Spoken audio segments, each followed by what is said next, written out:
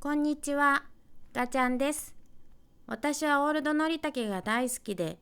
研究をしてかれこれ28年になります。皆さん、オールドのりたけってご存知ですか？では、のりたけはいかがでしょうか？のりたけは日本を代表する洋食器メーカーです。本社が愛知県名古屋市のりたけにあることからその名がつきました。こののりたけの前身となったのが森村組です。時は明治時代、森村兄弟は福沢諭吉の薫陶を受け、貿易事業の実現に向け準備を進めていました。開国して約20年後の1876年、森村一左衛門は弟の森村豊を渡米させ、森村組という陶磁器や骨董品を貿易する商社を設立します。簡単に渡米させと言いましたが、この時代は飛行機という手段がなかったため、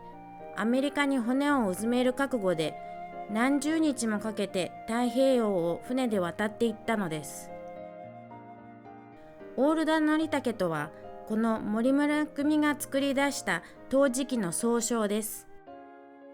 時代としては明治中期の西暦1876年頃から太平洋戦争終結の1945年までのものを指します。オールドのりたけを日本語に直訳すると、古いのりたけという意味にも取れるため、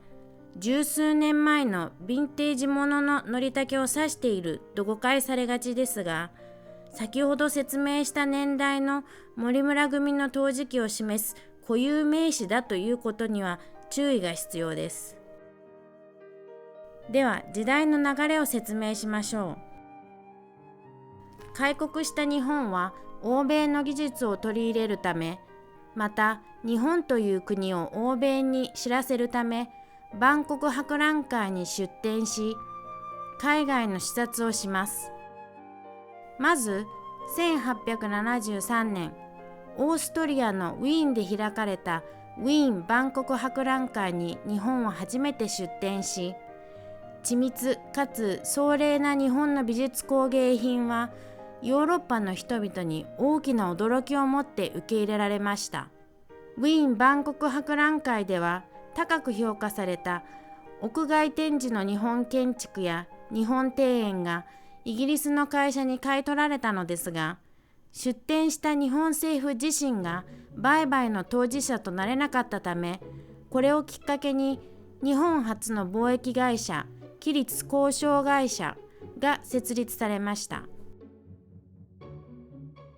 1876年にアメリカで開かれたフィラデルフィア万国博覧会には、日本はその期立交渉会社として参加しました。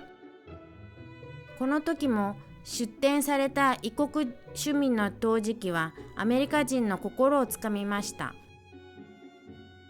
期立交渉が万博に出展した品々は、当時の宮内庁が選定に関わっており、一級品ばかりでした。博覧会での反響を受け、アメリカでの日本の工芸品の需要を確信した期立交渉会社は、時期の大蔵卿大隈重信の推薦を得て、1877年にニューヨーク支店を開店します。ついで期立交渉会社は1878年にパリ万国博覧会の開催に合わせてパリ支店を開店します。流行に敏感なフランス人は陶器、扇子、櫛、浮世絵などさまざまな商品が受け入れられ売れていきました。このようにヨーロッパ、アメリカと続けて万国博覧会で高い評価を得たことで、ジャポニズムが一世を風靡しました。ジャポニズムとは、江戸末期から明治期まで日本美術が与えた影響によって西洋美術に見出すことのできる日本的な造形や装飾のことです。わかりやすい例ですと、印象派の画家モネの日本衣装の女、ポスト印象派ヴィンセント・ワン・ゴッホの浮世絵を真似た絵、ルイ・ヴィトンモノグラムシリーズ、これは家紋を取り入れたデザインだと言われています。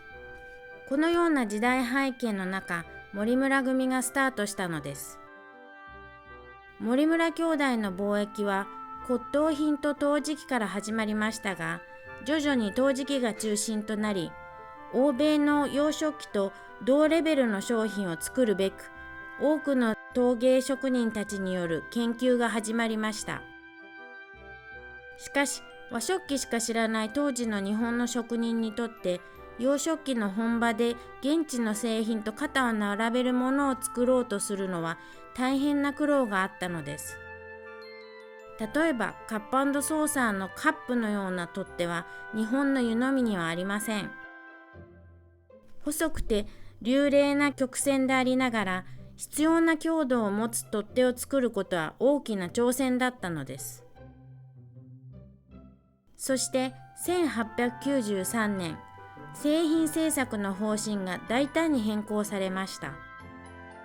陶磁器に描かれる絵柄を日本風のものから西洋風のものへと変更したのです。森村組は販売店のあるニューヨークに図案部を設置し、現地の顧客の嗜好に合わせたデザインを模索していきました。ニューヨークで描かれたデザイン画は日本へ送られ、日本の職人たちがそのデザイン画に基づき一つ一つ絵付けをしていくという手法が確立されたのです。アメリカでデザインし、日本の職人が日本で絵付けをする、この手法こそがオールド則武の大きな特徴となったのです。オールド則武の魅力の一つはデザインの多彩さにあります。形が多様で絵柄も多岐にわたっています。食器、花瓶などの花器、飾り皿など形は実に様々です。絵柄も和風のものやアール・ヌーボー、アール・デコ、その他に風景画、エジプト模様、トランプ柄など実に彩り豊かな展開を見せています。職人たちは手先が器用なだけでなく考え方が柔軟だったのでしょう。新しい挑戦に果敢に挑み、多彩なオールド則武が生み出されたのです。明治の廃藩置県で藩お抱えだった職人たちは一旦は職を失い、京都や東京の絵付け工場へと職場を変え、さらには名古屋へも行ったことから、森村組の高い技術レベルが実現しました。彼らは新しい時代に海外へ輸出する陶磁器を作るために作られた工場で大いに情熱を燃やし、丹精込めた手書きの器を次々に生み出していったのです。オールド則武は西洋スタイルでありながら日本人の感性が脈打っていると言われるのはこのような背景があるからだと思います。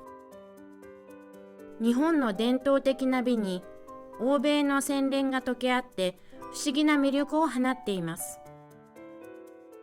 19世紀末から約50年間、多種多様な美を秘めた器たちは作り手の意気込みや夢を乗せ海を渡っていきました。器を前にすれば今もその魅力が生き生きと伝わってきます。